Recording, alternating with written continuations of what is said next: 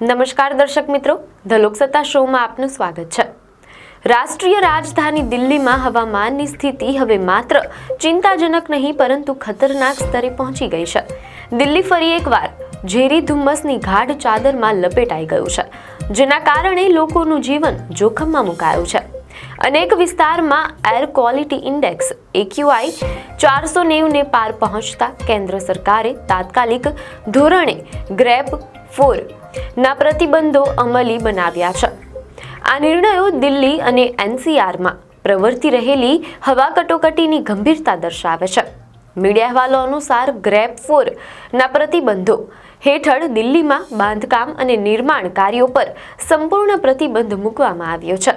આ ઉપરાંત ધોરણ 10 અને 12ના વિદ્યાર્થીઓ સિવાયની તમામ શૈક્ષણિક પ્રવૃત્તિઓ ઓફલાઈન મોડમાં બંધ કરવાનો આદેશ આપ્યો છે। આ ઉપરાંત ધોરણ 10 અને 12ના વિદ્યાર્થીઓ સિવાયની તમામ શૈક્ષણિક પ્રવૃત્તિઓ ઓફલાઈન મોડમાં બંધ કરવાનો આદેશ અપાયો છે। સરકારી અને ખાનગી ઓફિસોમાં પણ 50% કર્મચારીઓ માટે વર્ક ફ્રોમ હોમના આદેશો આપી દેવાયા છે। એકંદર AQI 400 ને પાર કરી જતા રાજધાનીમાં જાણે કે લોકડાઉન જેવી સ્થિતિ સર્જાઈ છે। દિલ્હીના અનેક વિસ્તારમાં પ્રદૂષણ ખતરનાક સ્તરે પહોંચ્યું છે। ITO national highway 24 Anand Vihar અને ગાઝીપુર જેવા ગીચ વિસ્તારોમાં AQI 450 થી 490 ની વચ્ચે નોંધાયો તેમ અહેવાલોમાં જાણવા મળેલ છે, જે ગંભીર શ્રેણીમાં આવે છે। સેન્ટ્રલ પોલ્યુશન કંટ્રોલ બોર્ડ CPCBના 21 મોનિટરિંગ સ્ટેશનોમાં હવાની ગુણવત્તા ગંભીર શ્રેણીમાં હતી।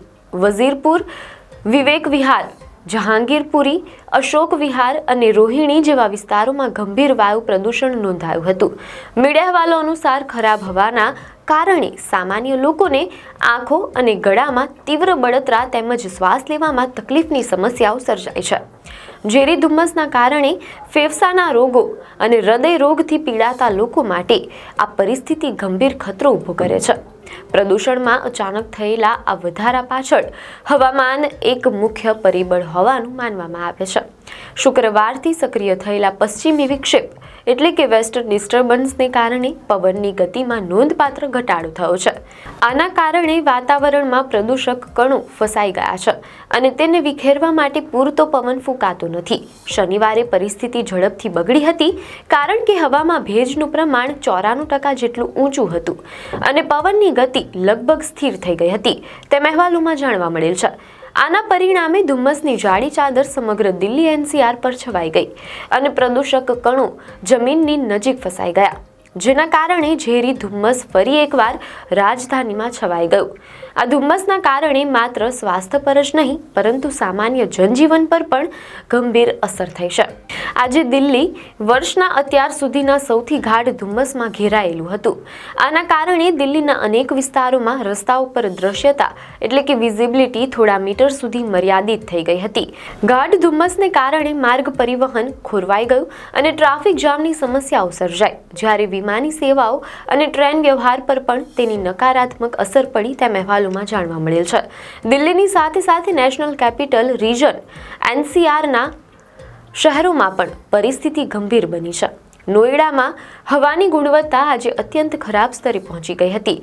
શહેરનો હવા ગુણવત્તા સૂચકાંક જોખમી શ્રેણીમાં નોંધાયો હતો, જે 772 સુધી પહોંચ્યો હતો।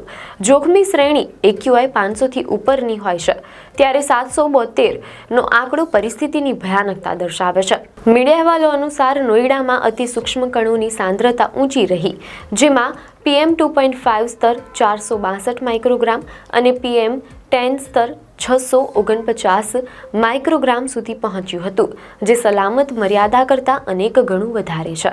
ગાઢ ધુમ્મસ, ભેજ અને ઓછી પવનની ગતિએ આ પ્રદૂષણને વધારી દીધું છે, જે બાળકો, વૃદ્ધો અને શ્વસન રોગથી પીડાતા લોકો માટે ગંભીર ખતરો ઊભો કર્યો છે।